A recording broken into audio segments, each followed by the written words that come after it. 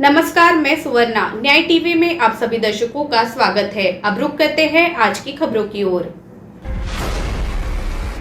राष्ट्रपति चुनाव में बीजेपी की अगुवाई वाले एनडीए गठबंधन ने अपने उम्मीदवार का ऐलान कर दिया है। झारखंड की राज्यपाल रह चुकी द्रौपदी मुर्मू एनडीए की चेहरा होंगी। नाम के ऐलान के बाद द्रौपदी मुर्मू ने सबसे पहले बीजेडी बीजू जनता दल से समर्थन की अपील की थी। अब इस पर बीजेडी चीफ नवीन पटनायक की प्रतिक्रिया आई है। नवीन पटनायक ने कहा है कि द्रौपदी मुर्मू का एनडीए के राष्ट्रपति पद के उम्मीदवार के रूप में होना ओडिशा के लिए गर्व का क्षण है। जब प्रधानमंत्री नरेंद्र मोदी ने मेरे साथ इस पर चर्चा की तो मुझे बहुत खुशी हुई।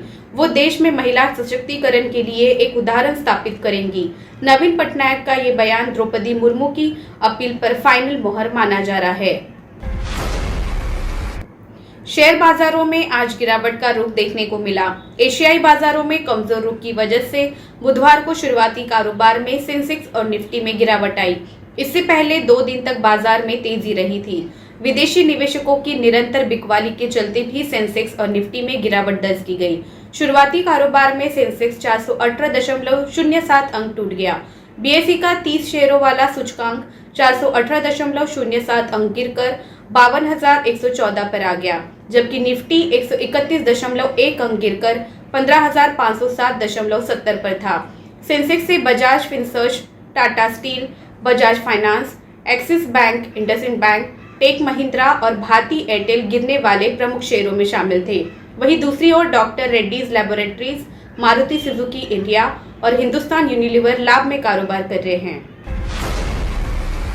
बॉम्बे हाईकोर्ट ने पिछले हफ्ते जॉन डो का आदेश पारित कर इंटरनेट और social media Bhanushali studio limited बनाम टेलीग्राम मैसेंजर एलएलपी पर फिल्म जनहित में जारी के सभी लिंक और पायरेटेड संस्करणों को हटाने का निर्देश दिया था। एकल न्यायाधीश न्यायमूर्ति रियाज छागला ने संबंधित पुलिस स्टेशनों को यह सुनिश्चित करने का भी निर्देश दिया कि अज्ञात प्रतिवादी फिल्म में कॉपीराइट का उल्लंघन जारी न रखे। अदालत फिल्म के निर्माता भानुशाली स्टूडियोज लिमिटेड द्वारा दायर एक बौद्धिक संपदा अधिकार आईपीआर मुकदमे की सुनवाई कर रही थी, जिसमें अज्ञात व्यक्तियों के खिलाफ निषेधाज्ञा की मांग की गई थी, जिन्होंने फिल्म के पायरेटेड संस्करण बनाए और इसे इंटरनेट पर भी अपलोड किया।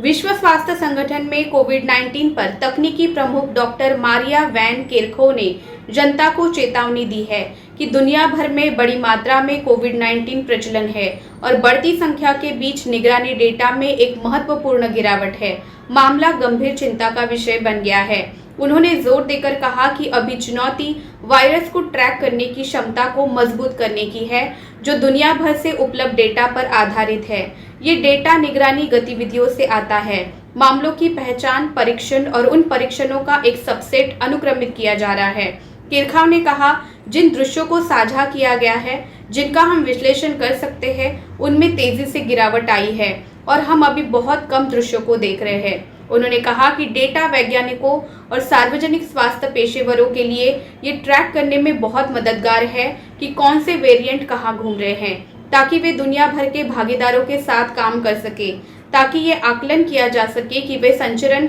गंभीरता के संदर्भ में क्या कर रहे हैं और इन उपवंशों के संचलन का सार्वजनिक स्वास्थ्य प्रभाव क्या है, और ये भी जांचने के लिए कि क्या काउंटर मेजर्स अभी भी काम करते हैं। फीफा और एशियाई फुटबॉल परिसंघ एएफसी के एक प्रतिनिधि मंडल ने अखिल भारतीय फुटबॉल महासंघ एआईएफएफ के कामकाज में हस्तक्षेप का हवाला देते हुए सुप्रीम कोर्ट द्वारा नियुक्त प्रशासकों की समिति सीओए द्वारा नामित एक सलाहकार समिति को खारिज कर दिया, जिसके बाद पैनल को भंग कर दिया गया था। 7 सदस्यीय संयुक्त प्रतिनिधि मंडल ने सीओए के 3 सदस्यों पूर्व मुख्य चुनाव आयुक्त एसवाई कुरैशी, सुप्रीम कोर्ट के सेवानिवृत्त न्यायाधीश एआर दवे और भारत के पूर्व कप्तान भास्कर गांगुली से मुलाकात की। उनकी यात्रा के पहले दिन मंगलवार को ये पता चला है कि एआईएफएफ के वरिष्ठ अधिकारियों ने समिति की नियुक्ति पर आपत्ति जताई और संयुक्त प्रतिनिधि मंडल ने सहमति व्यक्त की कि ये महासंघ के कामकाज में हस्तक्षेप करेगा, जो फीफा के नियमों का उल्लंघन होगा। फिलहाल बस इतना ही। अन्य खबरों के लिए जुड़े रहिए न्याय टीवी के साथ। नमस्कार।